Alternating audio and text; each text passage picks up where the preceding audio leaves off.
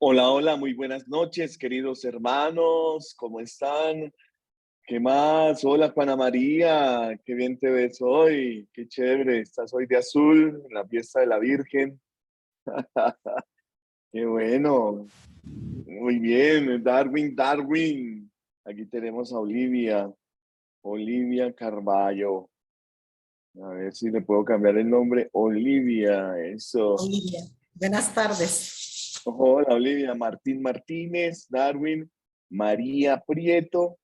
Hola, ¿cómo estás, María? Astrid, bienvenidos. Estoy aquí pasando Buenas una noches. pequeña gripa. Hola, María Prieto, Astrid. Bendito sea Dios. El clima en Bogotá está muy frío y llueve todo el tiempo. Pero bueno, benditos los que gozan de calorcito, pero no más de 40 grados. A los 40 grados ya se derrite uno. ¿Cómo están ustedes por allá en Phoenix? Me llamaban ayer de Phoenix, en Arizona. No, Aquí en Nuevo Laredo, 34 grados. uy, Nuevo Laredo, Dios, México. no, Juana 34 María, grados. Sí, sí. Mucho ay calor. Jesús. Ahí estás con aire acondicionado. Claro. Si no estuviera derretida. Está bien. Olivia también está allá con aire. Mucho calor también. Y ya para mañana está pronosticado a 44 y 45 grados acá en el sur del país. Ay, Estoy acá en el sur. Jesucristo, eso es mucho. Eso es Demasiado. como para asar una carne ya. Pero así estamos acá en el sur. Ay, Jesucristo. Bueno, yo sí estoy aquí en el sur también, pero de Bogotá, que es frío. Bueno, muy bien. Astrid, ¿cómo estás? María Elsie, Norma. Ah, bueno, Norma se está conectando. Segundo parada, Pisba. Hermano, segundo, qué bueno que estás con nosotros. Mi profe, buenas noches para todos los compañeros. Un saludo muy especial desde acá del municipio de Pisba, departamento de acá, Colombia, desde la parroquia Nuestra Señora del Rosario de Pisba, Santuario Mariano. Un saludo para todos. Salve María. Salve María, oye, gracias, segundo. Un saludo muy especial a todos aquellos devotos de María Auxiliadora.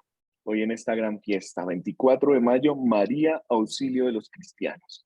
Qué bendición tan grande poder tener a una madre en el cielo que nos colabora. Y en el cielo quiere decir también en nuestra realidad, que nos va colaborando. Hola Norma, ¿cómo estás? Norma Mora, qué alegría Hola, hola, verte. buenas tardes a todos. ¿Cómo se la pasó en su cumpleaños? El sábado recibí tu mensaje, muchas gracias Norma. Sí, muy bello mensaje. Muy bien, tuve la posibilidad de estar toda la mañana en la parroquia con las comunidades que me celebraron el cumpleaños. En la tarde fui a un mall, a un centro comercial, a almorzar comida mexicana. Me pedí Uh, unos, ay, ¿cómo se llama eso? Chilaquiles, Chilaquiles, ¿sí será? chile Chimichanga, relleno. chimichanga, ya. Ah, chimichanga, esa es comida Tex-Mex. No sé qué es eso. ¿Tesmes qué es? Entre tejana y mexicana. Ah, ¿sí? Mixta, ya. Ah, vea, no sabía. Sí, son unas fajitas ahí rellenas de pollo o de carne, yo la pedí mixta. Sí, sí, Y sí. riquísimo. Aquí hay un restaurante que se llama Don Benítez, que es como lo más mexicano que hay aquí. Pero entre tantos que hay, fui a ese con unas señoras de la parroquia y ahí salí para donde mis papás, que viven a hora y media de aquí, de la ciudad. Y el Oh. pueblo pues estaba en ferias y fiestas y ahí compartimos con ellos un rato. Ah, qué Un padre. ratico. Sobre todo la misa Ah, que a Nuestra Señora de Belén, sí, Nuestra Señora de Belén. Y pues hoy, y así fue mi fin de semana. El lunes aquí fue festivo, entonces, pues disfrutando también del descanso del lunes de Zapatero. ah, qué bueno, qué bueno.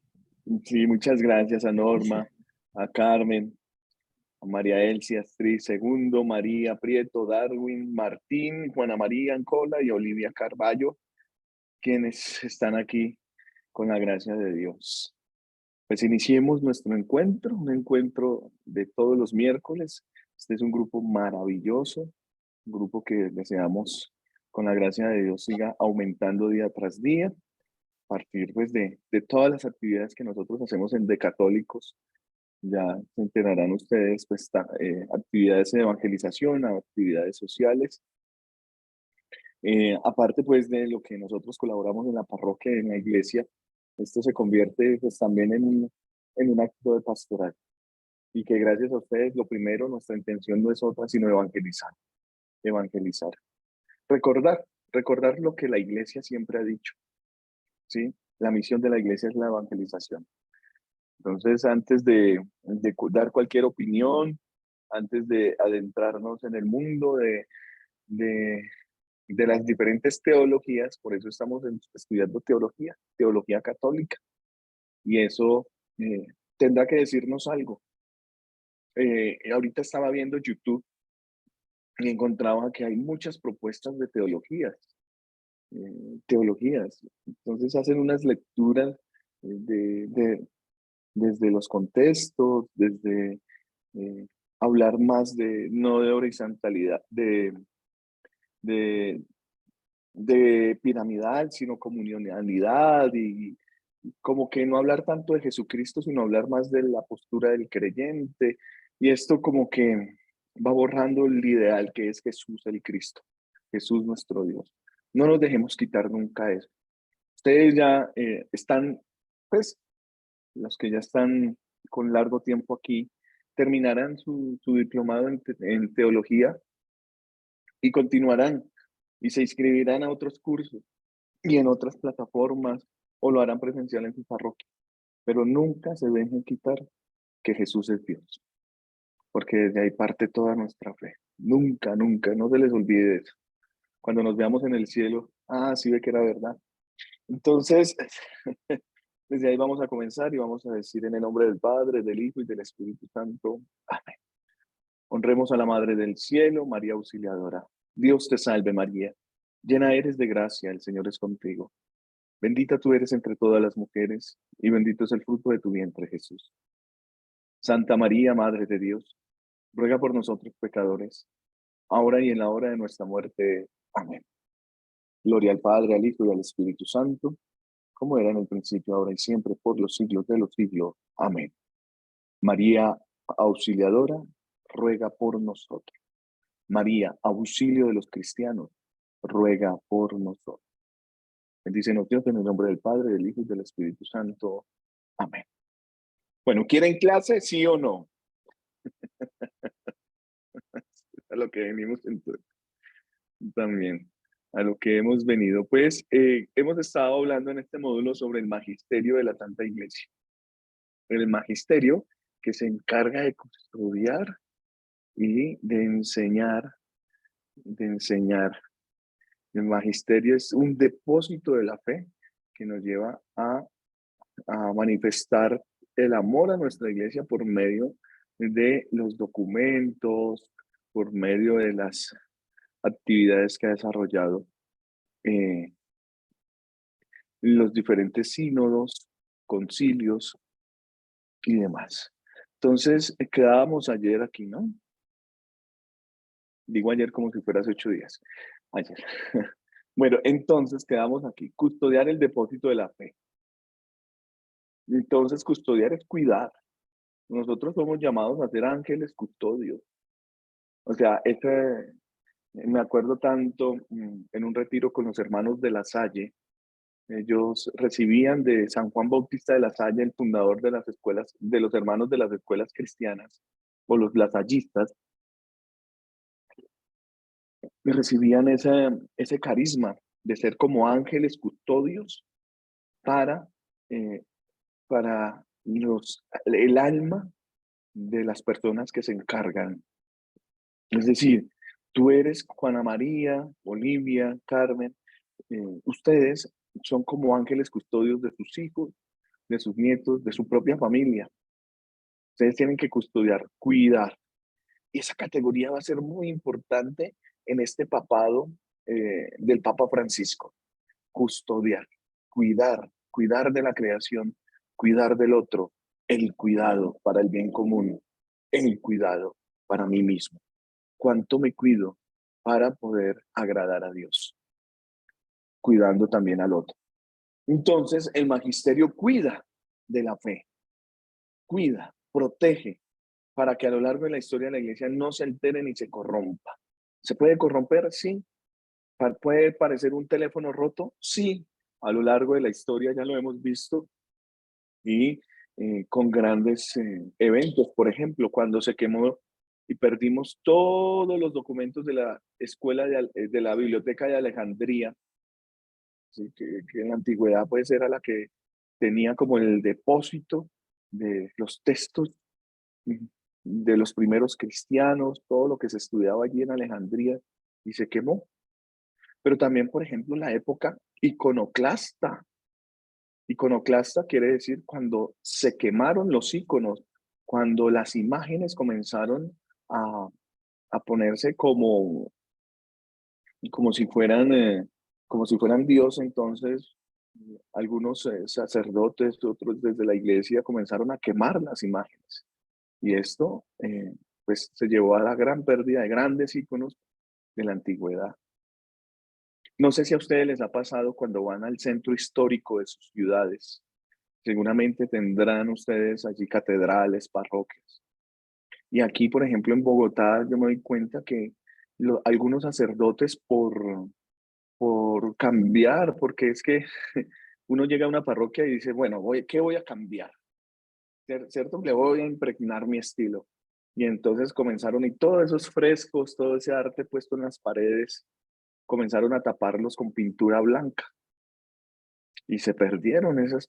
Ahorita los estamos volviendo a rescatar.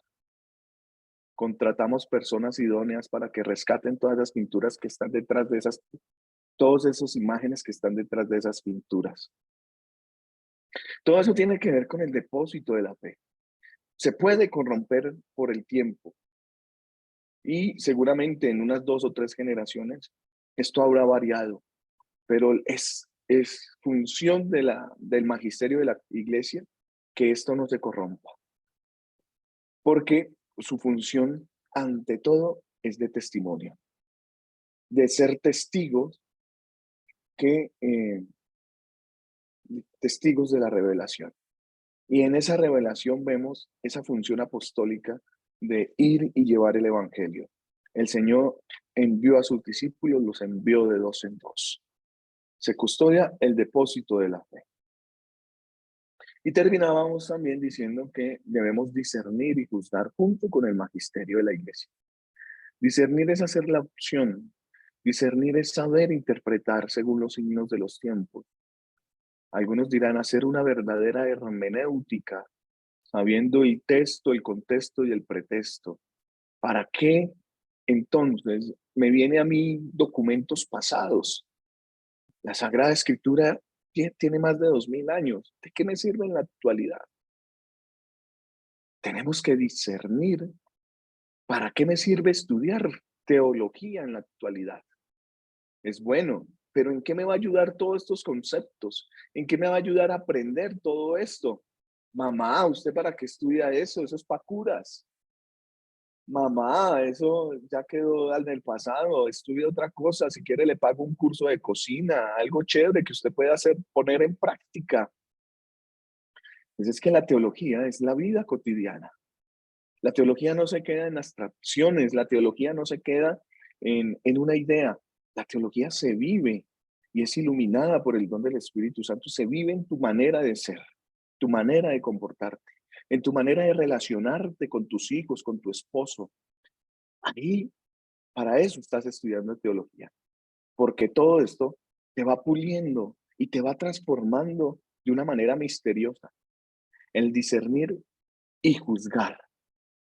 Para mí es prácticamente lo mismo, porque juzgamos con el don de la sabiduría, con el don del entendimiento, para poder dar un consejo, para poder con nuestro testimonio de vida proteger también esto que nos ha sido revelado.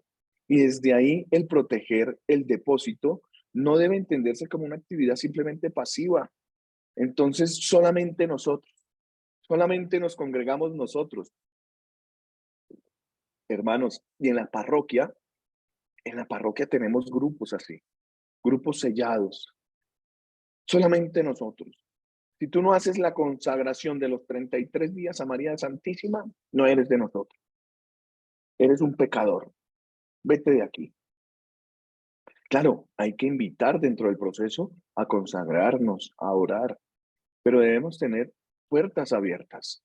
Nosotros muchas veces decimos que somos la comunidad de creyentes como si fuéramos la comunidad de perfectos, en donde no admitimos ningún error.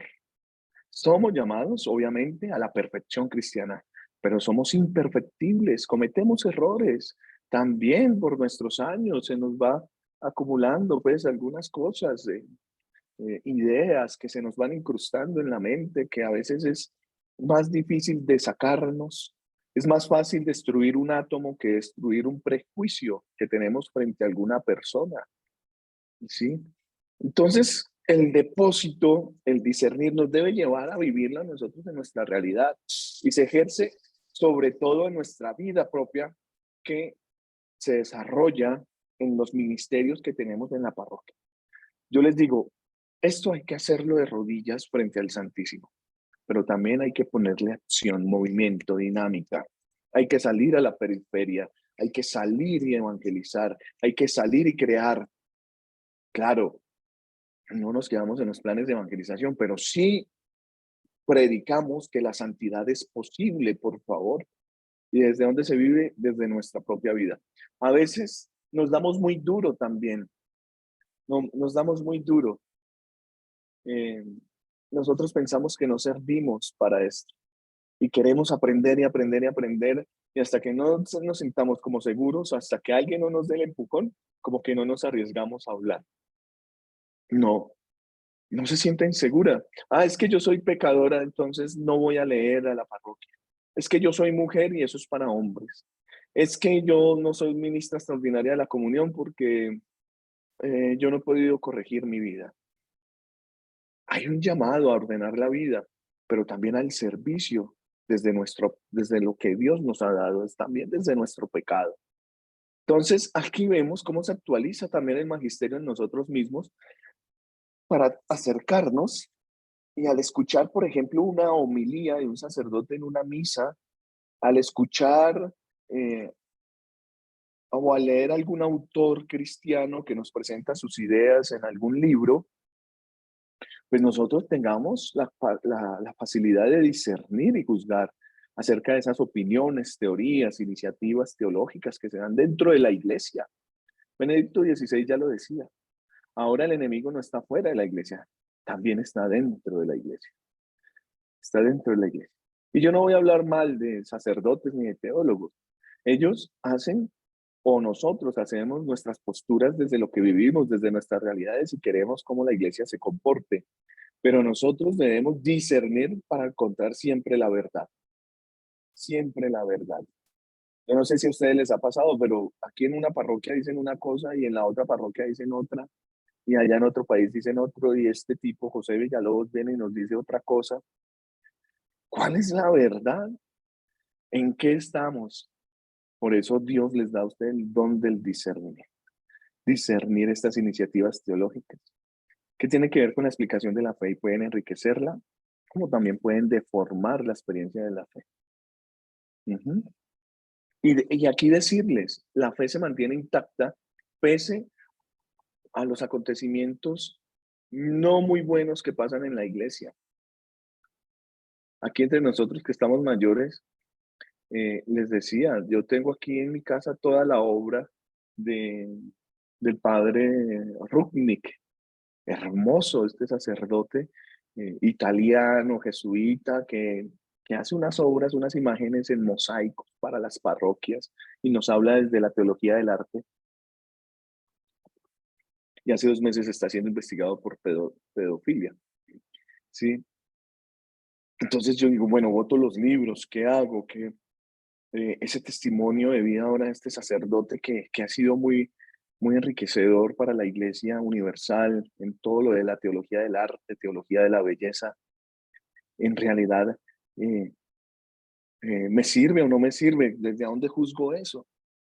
El Señor siempre nos invita, juzguen el pecado y no al pecador. Quizás esa obra tenga algo de verdad allí, y la tiene en su totalidad. Entonces no nos dejemos llevar, por favor, por el odio, por la inquiña, por la depresión de los acontecimientos que hay en la iglesia. La iglesia es de Dios. Dios se manifiesta en esta historia. Veamos que la función de definir con autoridad esa doctrina contenidas en el depósito revelado nos convierte en explícito lo que está escondido en la fuente de la revelación. Entonces, se define, y lo vamos a ver. Espero que Dios nos abra los ojos del entendimiento para poder entender un poco esto. Lo vamos a ver con respecto a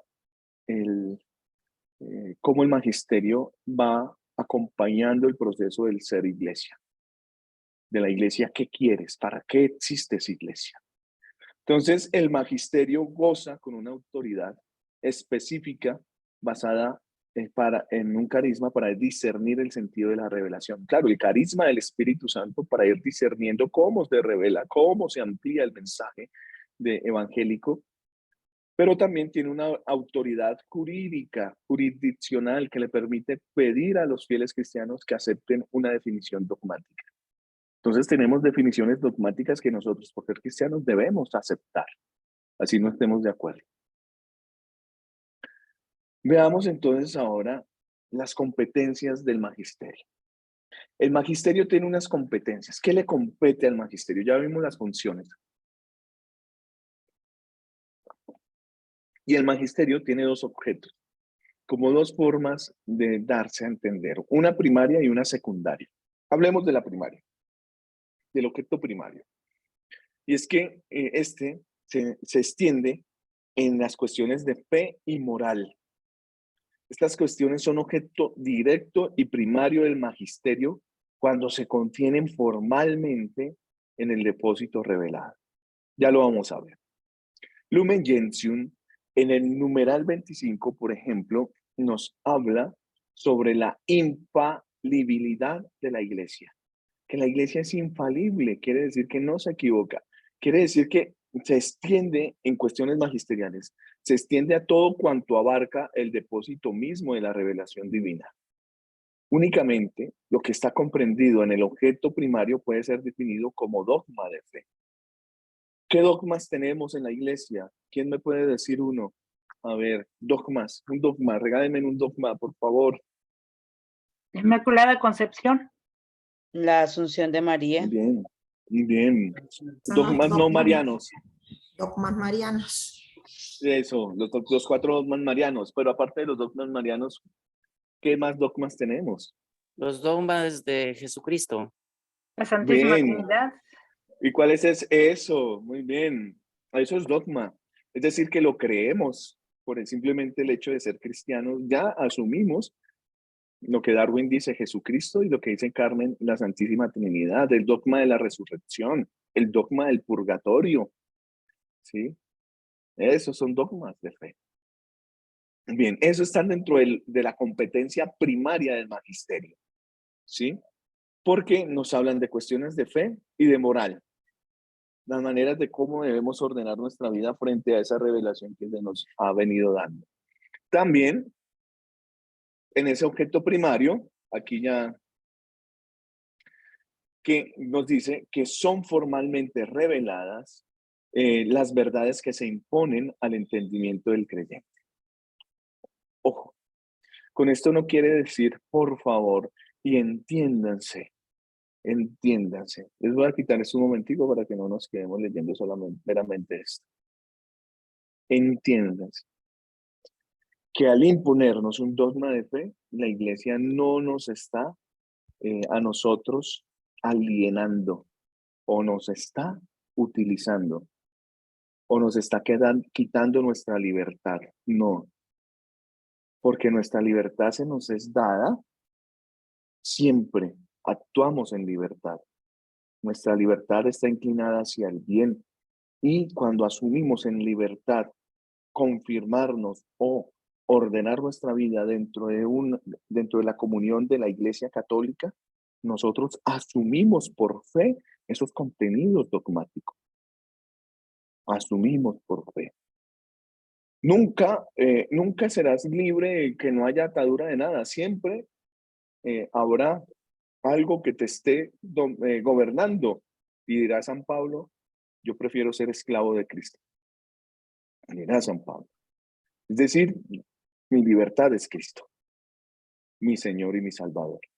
Y desde ahí yo entiendo que el dogma para mí es en un acto de libertad algo que yo acepto con mucho amor, porque me clarifica en mi propia existencia el Dios que se me revela a mí personalmente.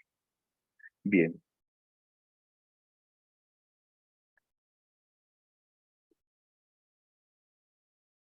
¿Están viendo la pantalla donde estábamos? Sí, perfecto. Entonces, de modo inmediato y en virtud de las palabras mismas de los testimonios inspirados, en Dios hay una esencia y tres personas, Jesucristo es Dios y hombre, que esos son los dogmas que ahorita decía Carmen de la Trinidad, Darwin sobre Jesucristo, ¿sí? Y son de hecho asimilables a estas verdades otras que se contienen en la revelación, pero que deben ser percibidas mediante una cierta reflexión. Por ejemplo, las obras hacia afuera de la Trinidad, que son comunes a las tres personas, como Jesucristo, que tiene alma humana. Esto va a ser en el concilio de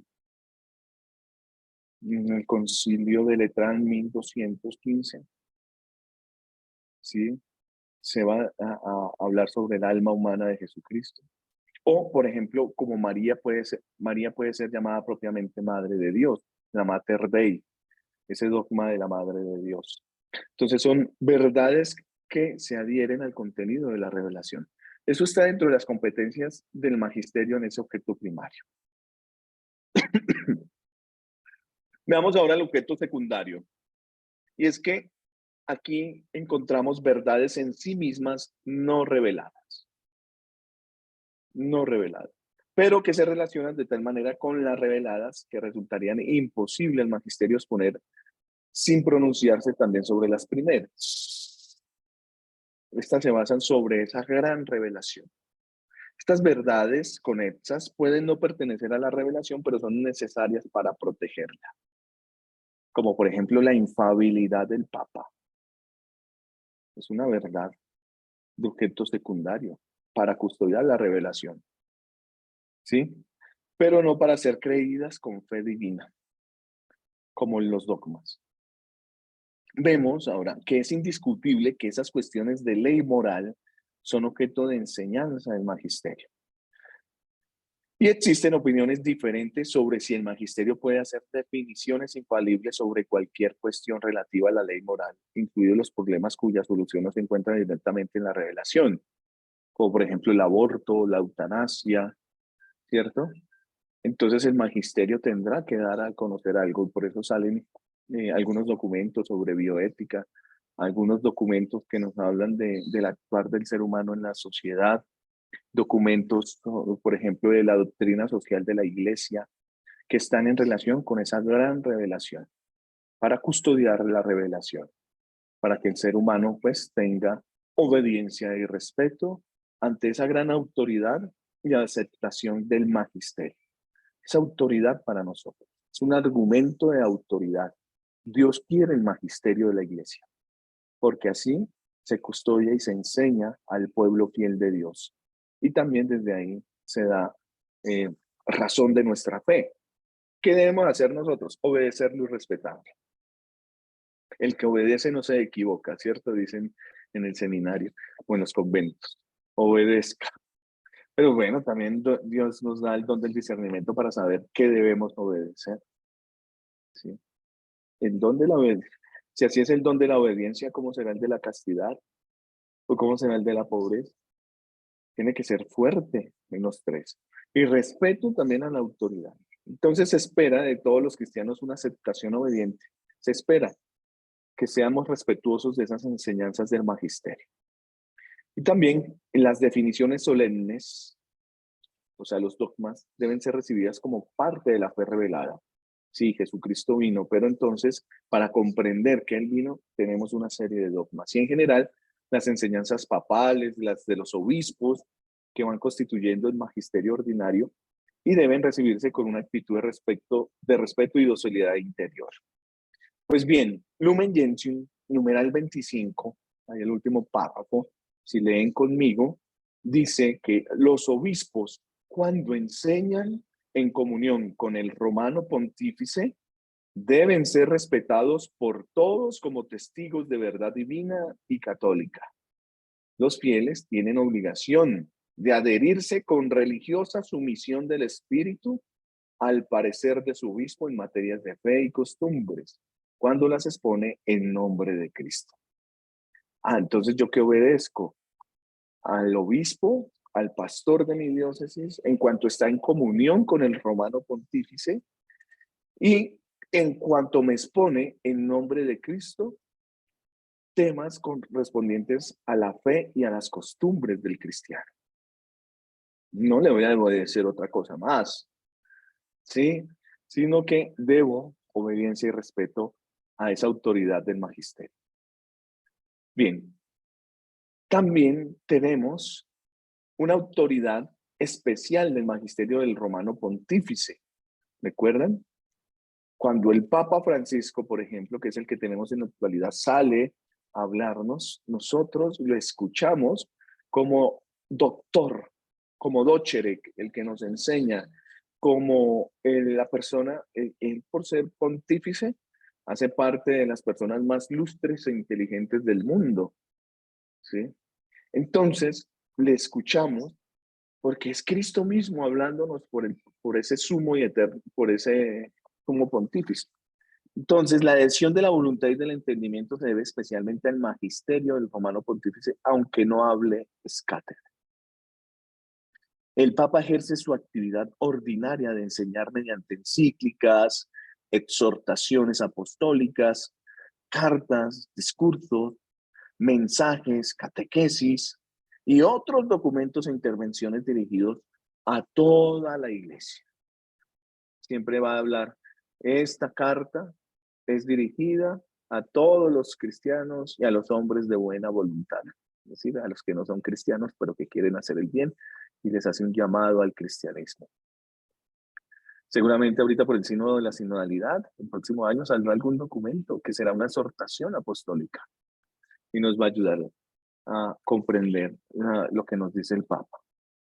Entonces sigue Lumen Gentium numeral 25 hablándonos que para calibrar, cuando calibramos quiere decir cuando ajustamos. Aquí en Colombia decimos calibrar una llanta, una rueda de un coche, de un automóvil. Ajustamos el aire para que esté bien y ruede bien. Entonces, para calibrar esa importancia de un documento magisterial y ese grado de vinculación que exige, han de tenerse en cuenta su naturaleza, o sea, ¿qué es lo que está hablando en nombre de Cristo? La insistencia con que se proponga una misma doctrina y las fórmulas y expresiones que se usen para enseñarla y recomendarla. Entonces debemos discernir todo eso para poder comprender la dogmática. La dogmática, pues entonces, la teología dogmática aparece con base en el magisterio de la Iglesia Católica. Tenemos unas valoraciones y calificaciones teológicas también, teológicas, frente al magisterio. Las decisiones del magisterio doctrinal que se han producido a lo largo del tiempo suelen incluir a veces valoraciones o calificaciones teológicas de las opiniones o doctrinas aclaradas. ¿Qué quiere decir esto? Que muchas veces nosotros debemos discutir en la academia como teólogos. Yo discuto aquí en la academia con mis amigos teólogos y con algunos sacerdotes, pero esto no es el nivel de la Santa Sede, ¿no? Teólogos tienen la Santa Sede. Yo simplemente hice un pregrado leyendo a aquellos que ya interpretan todo esto. Y el Ministerio de Educación aquí en Colombia me otorgó el título de teólogo. Pero que yo sea teólogo, que aporte a la Santa Iglesia allá en la Santa Sede, no, aún no, espero hacerlo algún día porque tengo una vocación eclesial a la teología. Pero sí lo puedo hacer en mi propia realidad, en mi propia comunidad, y es aclarar las doctrinas o esas calificaciones teológicas que se han dado. Y es muy frecuente que estas valoraciones hablen del grado de certeza con el que determinadas enseñanzas de la Iglesia pueden ser o deben ser recibidas. Por eso, se considera que una doctrina es de fe divina, o sea, que nos viene del cielo, si forma parte explícita o por inclusión de la revelación. Aquí hablo de las revelaciones. Por favor, tener en cuenta las revelaciones privadas. Si esas revelaciones privadas tienen o forman parte explícita de que Jesucristo es nuestro Señor y Salvador, ténganse en cuenta, como las advocaciones de María Santísima. No pueden hablar de otra cosa diferente, sino de lo que ya se ha revelado. Y es de fe divina y católica, es decir, universal. Si es además propuesta por el magisterio como verdad, es decir, ojo, entonces vamos a hacer que la Virgen sea concebida sin pecado original, Inmaculada Concepción. Listo. ¿En dónde se apareció la Inmaculada Concepción? ¿Quién habla de la Inmaculada Concepción? Entonces podemos ir a la historia del dogma. En la historia del dogma vemos que ya también antes o después, perdón, del dogma se le presentó a Santa Bernardita Soubirous allí en Lourdes, ¿sí? Y le dijo, yo soy la Inmaculada Concepción. Ella no sabía, no conocía, conecta, pero a lo que voy es que nosotros no estamos en la obligación de creer o no creer esas propuestas magisteriales. Tenemos unas de primer grado o de objeto primario que sí debemos creer, pero las de objeto secundario que se adhieren, como por ejemplo algunas revelaciones de la Virgen, por ejemplo, está Czestochowa, o bueno, no sé, Caravandal, que creo que está en proceso en España, en proceso de aprobación. Aún así la apruebe la Iglesia, yo no estoy obligado a creer, ¿sí? Porque son de objeto secundario, pero sí se adhieren a la revelación. Por ejemplo,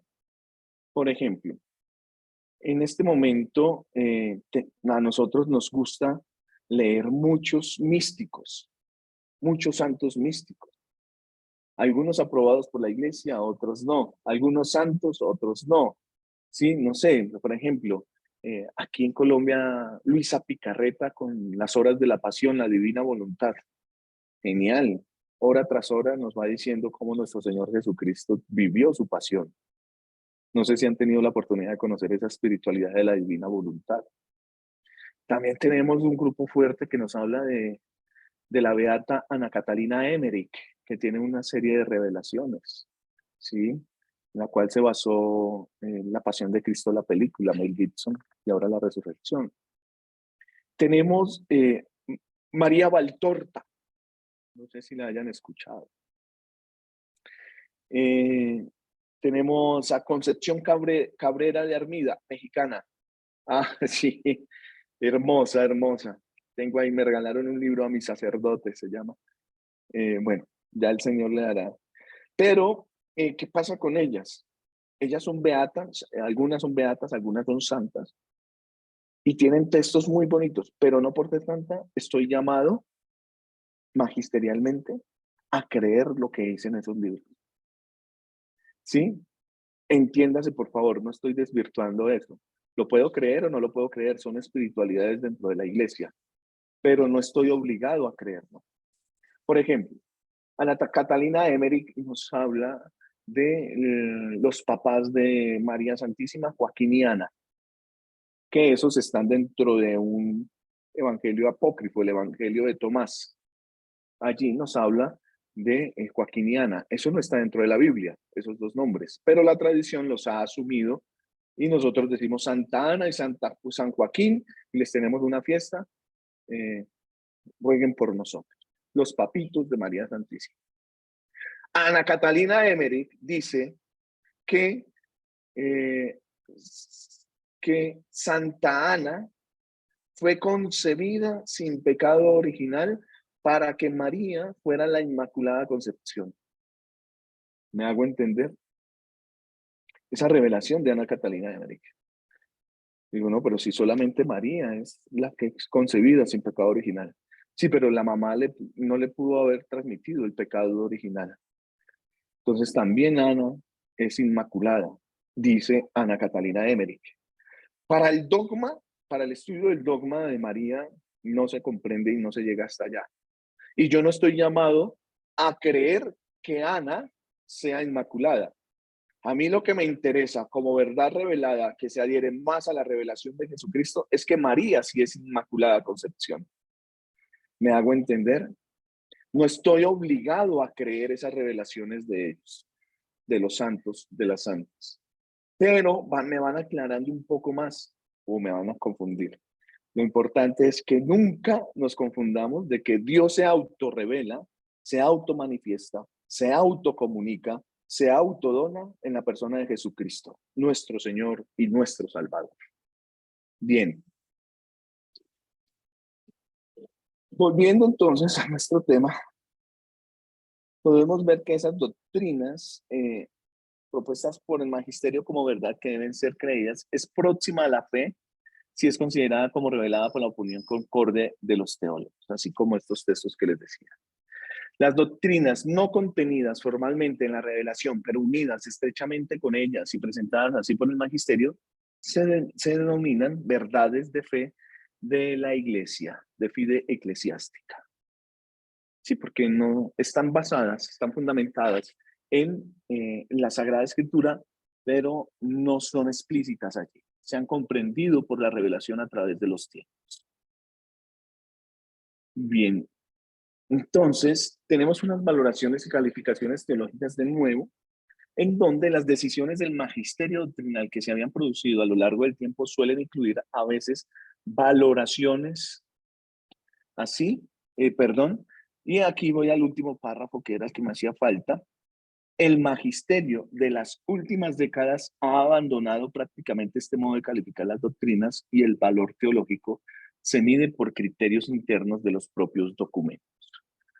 Entonces, nosotros ya asumimos más que todo lo que nos diga la Santa Iglesia. Claro, hay un gran dolor, porque si, por ejemplo, nosotros seguimos un teólogo, lo leemos, como le sucedió a grandes teólogos, ¿no? Como a Theodoris Bock, aquí en Latinoamérica, a estos teólogos de la teología de la liberación, incluso a unos teólogos españoles, que son de carácter liberal. Pagola, por ejemplo, ellos fueron sancionados por la iglesia, en donde no se les permite hablar en nombre de la iglesia, porque su doctrina es diferente a la del magisterio. Entonces, nosotros, pero ellos y sus seguidores, entonces comienzan a hacer casi que un cisma o una división dentro de estos contenidos teológicos. Y también a veces nosotros no criticamos o asumimos, por ejemplo, por verdad revelada, todos los documentos de la Santa Sede. Yo lo entendí así cuando hice mi pregrado, mi profesional en teología. Yo asumía todos los documentos de la Santa Sede como verdad revelada. Cuando en la maestría comenzamos a leer, por ejemplo, el Concilio Vaticano II, yo ya estaba en otra facultad con los padres jesuitas y comenzamos a criticar los contenidos del Vaticano II. Y eso para mí era tenaz. ¿Cómo vamos a criticar esos documentos? Pero es tarea del teólogo ir allá y poder escudriñar qué es lo que está queriendo decir el concilio. ¿Sí? ¿Cómo se ha recepcionado eso en la actualidad? Entonces no se trata de criticar para descalificar, sino para construir. desde esos documentos, desde esa autoridad del magisterio, esas valoraciones y calificaciones teológicas. Pues bien, queridos cristianos y cristianas que están aquí, Lili Martín, que ha llegado a su casa y no está en su casa. Hola. María Prieto, que está ya sentada en su oficina y no se mueve. Ah, no, es una foto. Marta, un segundo. Norma, no sé qué le suscita esto al magisterio, porque ya pasamos, nosotros ya pasamos, pues este contenido del magisterio lo terminamos dentro de 8 días con la gracia de Dios, ¿sí? Y el 31 de mayo ya vamos terminando este módulo del magisterio y nos vamos a entrar a algo muy bonito que es la experiencia de Dios. La experiencia de Dios. Ya no vamos a hablar más de documentos o esto, que a mí personalmente me parece un poco ladrilludo poderlo exponer. Esto tiene mucho más. Podemos profundizar mucho más en el magisterio.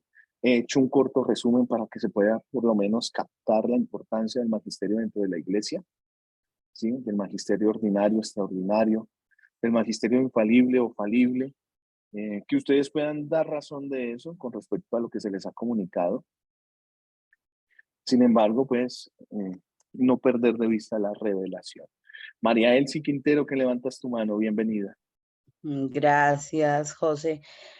Pues bueno, en cuanto a lo que hemos visto, pues también yo veía como tú que los documentos que se dan desde la iglesia, como es lo que tú decías de los concilios, uno los ve como que por la misma como característica de infabilidad, que no se pueden llegar a juzgar ni nada de esto.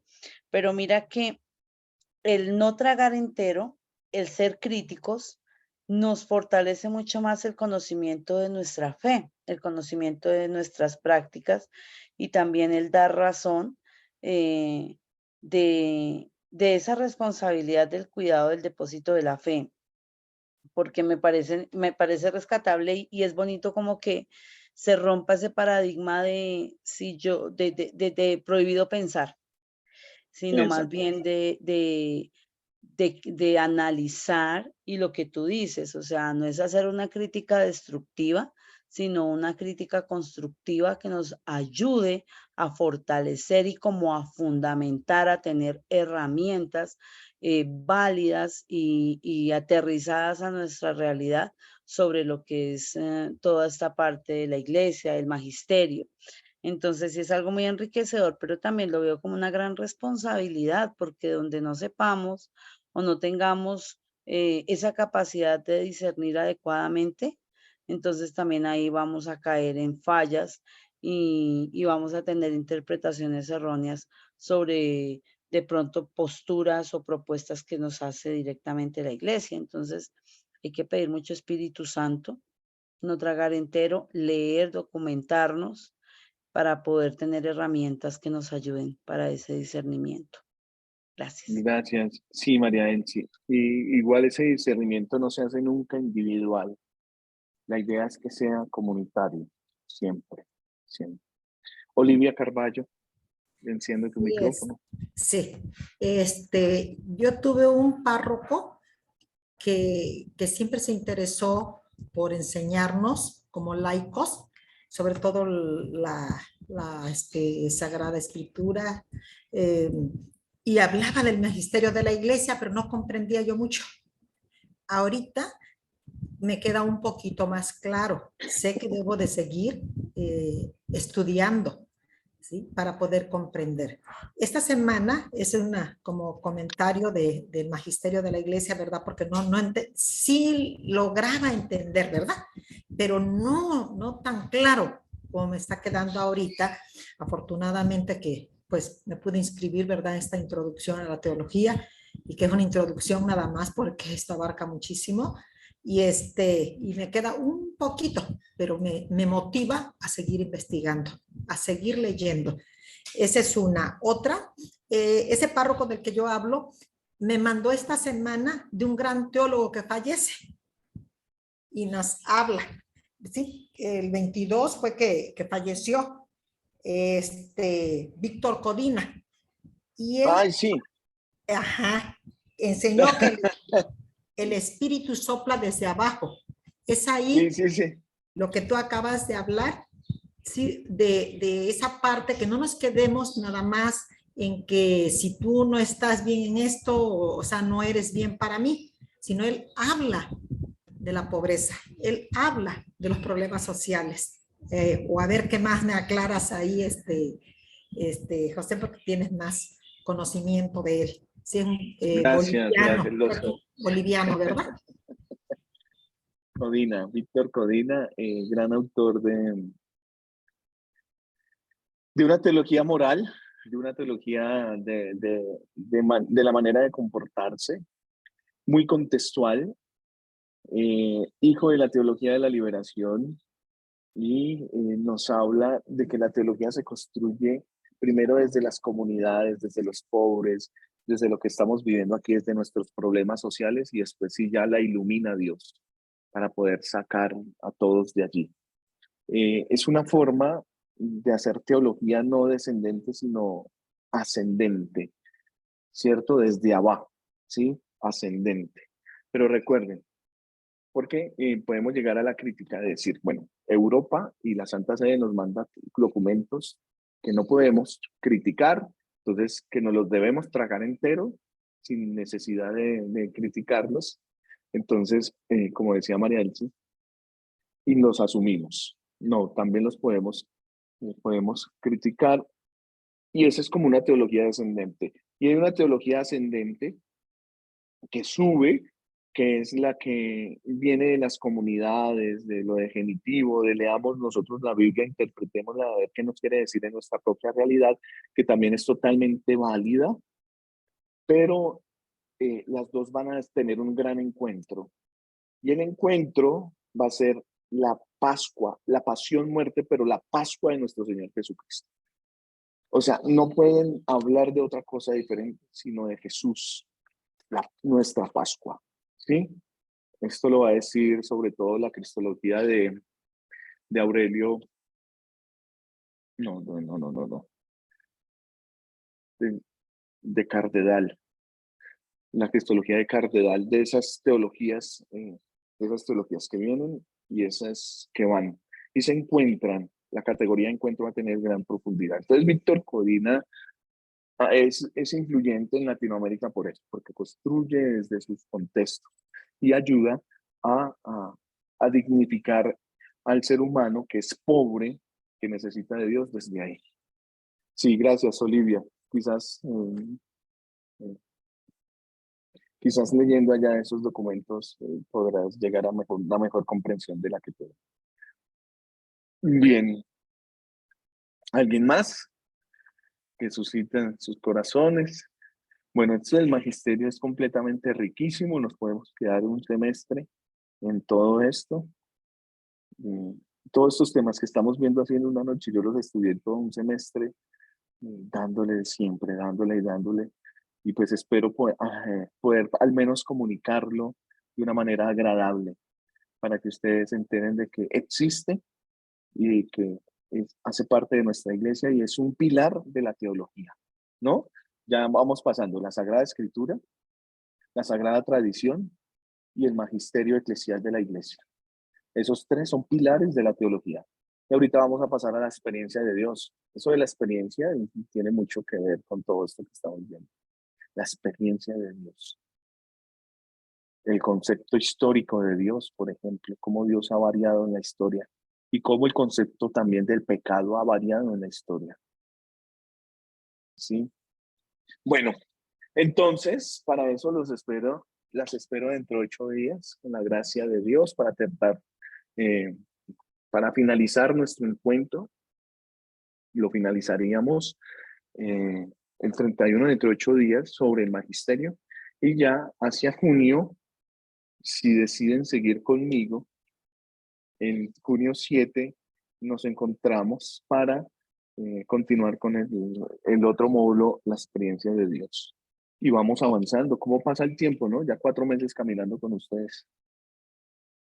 4 meses, creo, en esta introducción. Sería, Mm. perdón, ¿sería el módulo 8 ya? Permíteme, yo reviso inmediatamente aquí Ajá. en mis bases para una vez salir del paso a introducción a la teología. Riquísimo, introducción a la teología. Sería el número 9. ¿Sí? Un cuarto. Sería el módulo número 9. ¿Sí? Entonces, el primer módulo es la definición de teología. El segundo, teología y la revelación. Tercero, fe y teología. Cuarto, la razón humana en teología. Quinto, la pedagogía de la fe. Sexto, la Sagrada Escritura. Séptimo, la tradición. Octavo, que estamos terminando, el magisterio de la iglesia. Vamos a terminar dentro de 8 días con esta lección 4, magisterio y teología. Ya hemos hablado de todo esto, lo que está acá. Y entramos al módulo número 9 de 11. O sea, nos quedan 3 meses para los que ya han venido avanzando y se gradúan. El resto, pues, continuará. Entonces, la experiencia de Dios. Vamos a hablar sobre la noción de la experiencia y vamos a hacer un recorrido del siglo XVI hasta el siglo XX sobre la fe y la experiencia y el don del Espíritu Santo en la teología, la experiencia del creyente, comprobación y autenticidad de la experiencia, espiritualidad y teología. En julio entraremos en el carácter científico de la teología, ¿sí? El diálogo de ciencia y teología, esto es riquísimo también. Y finalizaremos con unidad y pluralidad en la teología, de cómo se organiza la teología fundamental, la teología dogmática, la teología moral. Mire que yo esto lo estudiaba por semestre. Teología fundamental, la teología dogmática, la teología moral, la teología espiritual, la teología pastoral, la sagrada liturgia, la teología bíblica y la teología ecuménica. Con eso terminaremos nuestro diplomado para quienes han comenzado y en agosto, ¿cierto? Y en septiembre iniciaríamos con otra vez definición de teología para quienes no han visto estos módulos. Y si no he pasado a mejor vida, pues estaré con ustedes acompañándoles. Si no es del cielo, les envío información. No se vayan a asustar. ¿Tú terminarías Bueno, con nosotros? con la Ahorita, gracia de Dios, sí. primero Con la Dios. gracia de Dios terminaría. Claro, esa es la propuesta inicial desde que asumí acompañarles. Estamos ahorita con... Dime, Lili. ¿Y Camilo? Y Camilo está más en pastoral digital. Camilo está en pastoral digital y en el diplomado de catequesis y directorio para la catequesis. Yo me encargo más de la parte teológica para darle un poquito ahí desde mi saber, un poquito más de profundidad también. Cada uno tiene su gracia, su característica, pues espero que también esto haya sido muy bueno para ustedes. Profe, una pregunta. Sí, segundo para dar. Gracias, profe, muy amable. Y para saber más o menos, o sea, no más o menos, sino para saber, por decir algo, en mi caso, con cuántos módulos hemos visto. Bueno, con Camilo. Ya la coordinación lleva toda la base de datos de ustedes. Bueno, muchas gracias. Eso está en base de datos y está muy explícito.